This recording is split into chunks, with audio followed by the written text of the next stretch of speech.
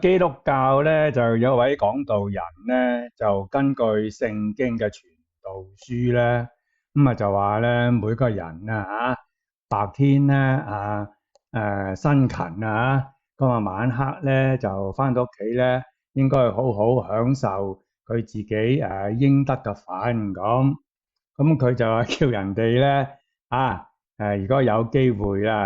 就享樂嘅話咧，就要把握呢個機會咧，快啲咧去享樂一下啦。咁梗係講得冇錯啦咁不過咧就唔需要傳道書我哋中國李白一早就講過話人生得意就須盡歡，莫使金樽就空對月咁問題就呢個呢個物質上嘅享樂咧，咁係咪基督教呢個核心嘅思想咧？咁我相信就不一定啦因為咧即係我哋教徒信咗教之後咧